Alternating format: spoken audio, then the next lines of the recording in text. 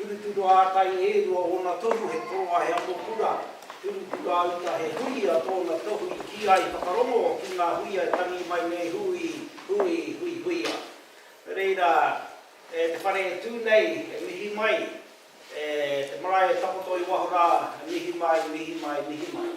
Mihi mai rā e tā marama, mihi mai rā e te whānau, mihi mai rā ki e nei, o ngā whanaunga ko tatu mai nei ki mui a koutou I te ahiahine, ki runga rā I tā koutou nei karanga, ki haere mai ki te whakawhiti kōrero, whakawhiti whakaore, e pāna ki ngā kōrero tuku iho ao tātou nei mātou tukina.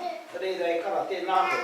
Tēnā koe mihi mai, hoki mai anō rā ki tēnei o ngā kāinga a tātou, hei whakawhiti ngā mahi, mahi I ana tiro I ana hoki roto I ngā tai o te ao, e kia nei tuia ki runga, tuia ki raro, tuia te here tangata, e rongo te pō, e rongo te ao. Tātou nei kaupapa kei mui a tātou, reira tēnā koe. Tēnā hoki koutou e tāmarama, mai ngā moka katoa te motu nei, ko pai mai nei tēnei rā, me te mahi nui kei mua tonu hoki a koutou, no reira tēnā koutou. Me tēnei mihi atu nei ki ngā whanaunga o Hawaii, aloha, tēnā koe, nau mai haere mai. I te haere mai, a māke haka mārama muri ake nei. So thanks for the welcome. I won't prattle on because we've got plenty kai kōrero a te pōnei. Ngari te mea tuatahi, this our whānau over here are going up to meet the visitors from Hawaii tomorrow in Auckland, and we're going to be with your whānau for the next 3 days, sharing ideas around the work that we share together on Tiro Taiao. They're doing the rains. I think kōrero Gonzalez did the rains. They're doing the hau. They're also doing the clouds and the kopua. So we're going to share lots of those ideas with them. So tēnā koe, nau mai haere mai. Haraka te mea heaha, hoi na huri noa te tātou whare, a tēnā koutou ki ora mai rāta. Ko te aroha anō he wai, e pupu ake ana, he aua e mapuna mai ana, I roto I te patu manawa. Ka tōna matapuna he honu, aina ia ka rere anō. Ka tōna matapuna he honu, aina ia ka rere anō. He tai timu, he tai pari, he tai ope, he tai roa, he tai nui. He tai nui. He tai nui.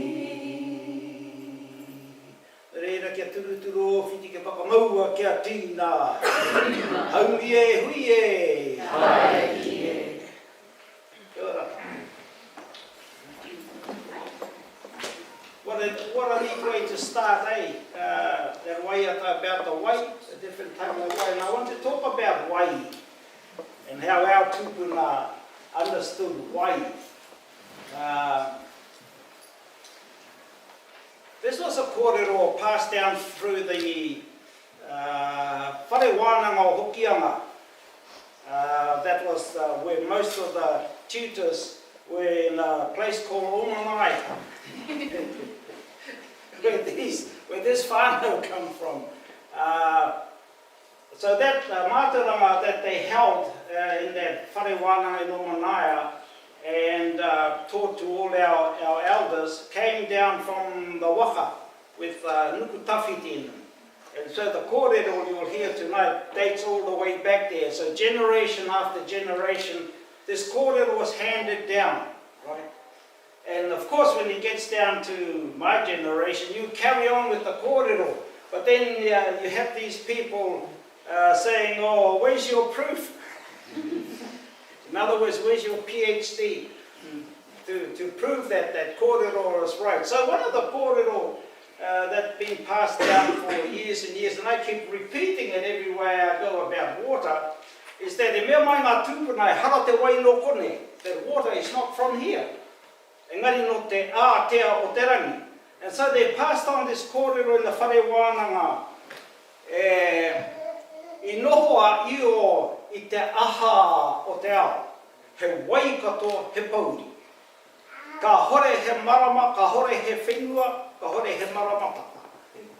So they say that water was in what aha in the old reo. Aha means cool. That's a good question. Aha is well, a kaumatu from Taheke explained it as universal space.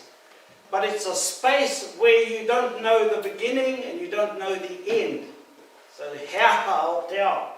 You got no comprehension about how big that space is. So I noho ia ki te aha o te ao. He waikato he pauri. Everything was water and everything was dark. And in the whakapapa of wai that we talk about, that I teach all the time with our mokopuna, is to understand, before you can understand the water in our awa and in our moana, in our repo and in our kurutai areas, you need to understand from where our tūpuna understood this idea of wai, water. And it comes off a whakapapa from those great, those kore, the long nights, the heaps of eons of darkness. And then as the world emerged, the creation stories of the world emerged out of that huge darkness, it came to a kind of a half semi-light where they gave it the name tangotango, and te pō tangotango. And so tangotango, what's another word? I hate that word, married.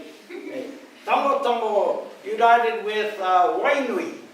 And Wainui, her home was in te ātea o te rangi. So they gave her that name, Wainui ātea. And so Tangotango married Wainui ātea. And then they had Moana Nui, Moana Roa, Moana Hakere, Moana Pōtango, Moana Tū I te repo, Moana Tū I te wā. And so Moana Tū I te wā is our inland lakes, Moana Tū I te repo is our swamplands, which I'll talk about a little bit later. But all those waters came off the time, eons and generations before Ranginui and Papatuanu. And the old people said the first thing in creation was water.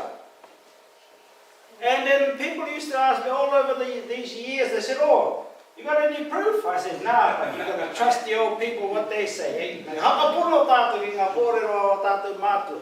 And I can go back over 20, 30 years talking about this, because that came out of the whare Wānanga from Momanaya. And it had nohoa I o I te aha o te ao.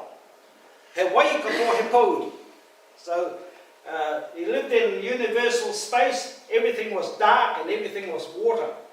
And guess what? One of my teko mates, you see that ugly picture up there? One of my teko mates, he loves delving into all these work that NASA scientists do. And he sent me this picture. And that's a picture of a hōpua wai, a huge body of water floating in universal space that is 140 trillion times the size of all the water we have here on Earth. Pretty cool, eh? And it's 100 billion miles from here. Or light years, sorry, it's way, way out in space. And then they said that there's more of those in the universe. And so they started to give credence to this kōrero, and now I really love my tuku now. Left that kōrero, hara te wairo kone. Water's not from here, o te ātea o te rangi, from universal space. The first thing in our creation story was water, he wai te tuatai. Before land and before rangi and papa as we know it today. Pretty cool, eh? So I thought I'd start with that, for our kōrero now. Because when we're dealing with water, we need to understand that whakapapa o te wai. And so, when we go back to tangotango and wainui ātea, and their tamariki mōna nui, mōna roa, mōna hakere, mōna pōtango, mōna tū i te wau, and mōna tū i te repo. I'll put mōna tū i te repo at the end. And that's our swamplands. And all of these waters had a purpose. But for me, the most important water that in that whakapapa was Moana Tū i te repo, our swamplands. And so Moana Tū i te repo's job was to be a mediator between the battle between rangi, between those two brothers, Tangaroa and Tāne. Tāne ate some of Tangaroa's children. So Tangaroa got a bit grumpy and he said to Tāne that he's going to send up all the waters from the ocean, going to gouge out Papa Tuanuku. He's going to grab Tāne's children and drag them into the sea and drown them. And that's the battle that between those atua that we call today erosion. And that battle is a never-ending one. And so when we working with councils, and we hope there's no one here, there's elections, new mayors and everything. Yeah, so they got, and I'm not talking bad about council, but you get into that position where you start to look at controlling water, controlling all that stuff. And you're doing all sorts of things like putting drains and banks and all that type of stuff. The old people said, if you're going to do that, you have to remember that you're battling atua. And there's only one winner in a battle like that, and it won't be you. But they said, they didn't say don't do it, they said just be mindful that that battle's going on, and it's a continuous battle between those two brothers, Tāne and Tangaroa. And so, it leads on to this job that was given to Moana Tū i te repo, the swamplands. So Moana Tū i te repo, her job was to capture all that excess rain water that Tangaroa was sending up, to capture it and keep it in the swamplands. And then all that stuff that, those erosion, all that dirty stuff, she'd capture it all and keep it in the swamplands so that that mud dung and that paru water don't go out into the ocean. That was her job. And then in the droughts, in the dry periods which we're going to have next year, in these drought periods, Moana Tū i te repo's job was to squeeze the swamplands and then rehydrate all the waters and all our rivers. Pretty cool, eh? Yeah. The problem with us today is that 97% of our swamplands have been drained. And the state of our oceans and our awa that we see today is because of that. And we can't go out and blame farmers and people who drain these swamplands and turn it into grasslands to create,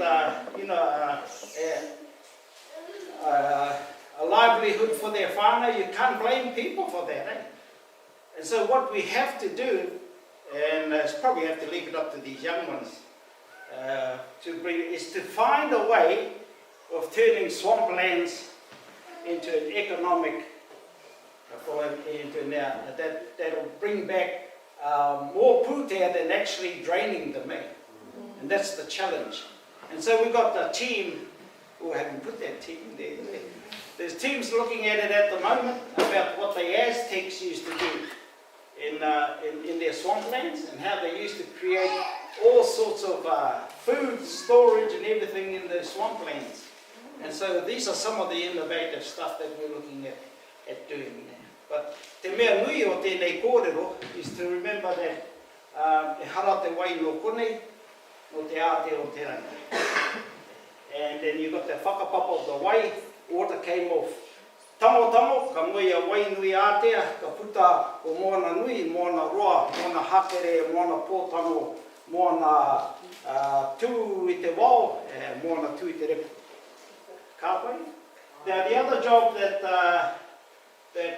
moana tū i te repu was given was to be that peacemaker between Tangaroa and Tāne. So you can imagine if that battle keeps going and then you haven't got that peacemaker, moana tū i te repu in between these battling brothers, these fighting brothers, what do you think is going to happen? Right? There's actually a serious threat to our punawai. Because the other whakapapa of the water is when, for in Papa Tuanuku, we got the whakapapa that starts with pipi, wawai, taitua, taiaro, ha mui mui, ue papa tangaro, ue pohewa tautini, maru ārani and māroro tua uri uri te āwha. And that talks about that punawai that's underneath in Papa Tuanuku. And what do you reckon if Tangaro got a hold of that? He said, you can't get a hold of it. I said, yes, you can if you keep draining it out. If you keep draining it and using it for other sources, and not replenishing it, yeah, Tangaro will get in there, all right? But those are some of the threats that, and some of the things we sort of pass on to our future generation, just so we can have a look, keep an eye on those sorts of things. But the urgency with some of the mahi that we're talking about now is how we get our swamplands back and how we practice putting those swamplands back. And guess what? There's a swampland going in. There's lots of people putting their swamplands back, and we've got some starting up home there. Anyway, that's a long story. The other thing I wanted you asked me to talk about was maramataka. Wow, what a boring subject. What a boring subject. So, I'll run to this because if you can count to 10, you can understand maramataka. Because in Hawaii, I think there's the anahulu phases, the 10-day phase is called anahulu. Over here is ngahuru. Okay, so if you count to 10, you can understand and you can work on maramataka. So if you have, when's the full moon tomorrow, eh? Full moon tomorrow? Tonight? Well, if it's tonight, shift it to tomorrow, eh? You can move it like that, you're allowed to. Because no one plants at night, so you shift it to tomorrow. So tomorrow will be the rakaunui. So if you get full moon rakaunui, 10 days from there you're at Tangaro Kiokio. Right? And 10 days from there you're at the first of the Tamatea days, and then 10 days later you're back at Rakaunui. That's not difficult, eh? And that's the best way to learn a maramataka, rather than trying to learn all the 30 or 30 days, or if you're a whānau apanui, 30 plus 1, the reserve bench, which is cool. I mean, Bill Tawhai knew how to use that. And I think they inserted that extra day every 3 years when everything's got a title pattern's got out of sync. But up here we're a bit mangere about that. We just stay with the 30 days. And if we're off by a day, that's all right. The kumara not going to ground. But that's the easiest way to learn maramataka. But maramataka only works if you understand kaupeka. See, kaupeka. So these are so this red one, these are the kaupeka, or the, what's a good kupu for kaupeka? Seasons? People call it phases. So these are the matiti phases of summer. So you know how our education system taught us that there was summer, autumn, winter and spring, and we believed them? But our whare Wānanga says that there are 7 kaupeka for the summer. Matiti kura matiti hana, matiti muramura, matiti kaiwai, matiti raurehu, matiti rau tapata, and matiti rau angina. 7 phases of summer and 6 phases of our winter. Wero i te ninihi, wero i te kōkota, wero i te whakataka pumarehu, takurua uru, takurua ngana, takurua aio. 6 phases of winter. And no summer, autumn, winter, spring. And these kaupeka, I think they're only from Kaipara to the far north. I'm just guessing, but I think it's from Kaipara to the far north. Because the further south you go, you have to add an extra kaupeka for the raumati, an extra summer phase, and then an extra 4 or 5 phases for winter. To cater for snow, sleet, ice, hail, and goodness knows what else that we never get up here in the sunny north. So our tūpuna mātauranga was teaching us that these kaupeka were specific for regions, and also west coast to east coast varies. Yeah. So the Oturu moon, which is today, or tomorrow, even Rākaunui moon, you'll have a high tide out here at daybreak. Haven't been out, eh? There'll be a high tide out here at daybreak, sunrise. And in Hokianga, on the west coast there, it's about 3 hours later. So there are coastal variations, regional variations. So don't get caught into the trap, like a lot of people working in taiao restoration and mahi like that, that there's one size fits all. Hey. So don't get trapped into that. Each rohe have got their own kōrero tuku iho that guides them in what they do in their, whatever it is, that area that they're working in. Okay? Now I'm not going to leave these behind because these are the only ones that I've got, because everywhere I go, I keep donating them. You can find them at Pupupatu. Yeah. There's a QR code over there if you want to, but it'll take too long to go through the explanations for all those different matiti phases, those summer phases. But they're triggered. So we're in matiti hana at the moment, the second kaupeka of the raumati. Why is that? Because the poor Wānanga just flowered recently. Yeah. And that's interesting, you know, and interesting for me because we've been watching it. And it's at what's that other one, the white flower? Kohurangi. The kohurangi started flowering in mid-July. And the poor Wānanga, the clematis, was flowering early, like in early August in some places, early September. Now it's going back to where it used to be. So they're in flower now, eh? Clematis. So it's going back to where it was sort of years and years ago. And why is that important? Well, the taiao, or your area that you're living in, it tells you when these shifts are being made. If you watch them very, very closely, and they'll change year after year. So the whānau that I should have sent down here to do this kōrero from up at Parorerahi, they're locals, they had this kōrero tuku iho from one of their kuia that said, ka tuku ngā takeke I warātou he ki te pupuhuko o te tairea, ngā tai pariata o te ōturu i Wānanga, which is a specific maramataka that you only get one day like that in a year. And so it was easy to find that for us who live with the maramataka, and so we went down to Parorerahi that morning of that muramura, what the old people call the muramura phase of summer. And at the taiwhanake, we went down and had a look, and just after the taiwhanake and before the high tide, there was this pupuhuka on the ocean, on the sea, coming in, drifting in from the sea. And so we went out and scooped it all up, and it was full of eggs, just full of eggs. And we watched the eggs being taken up on the shore and deposited, and then the tide went out and left all that foam with all the eggs up on the shore. And it was, and then afterwards we started sitting there and said, wow, that was pretty clever. That's our first go at it, and we got it. And you know, it was only based on that tūpuna kōrero tuku iho, and how accurate they were. Yeah, and so we waited and waited and started thinking, what's going to happen to those eggs now? And then after breakfast, I was sitting and standing on the beach and looking up in the sky, and then I saw these, what the Hawaiians call the ilio uli. So this was some of the learnings we had up in Hawaii, sharing ideas with them up in Hawaii.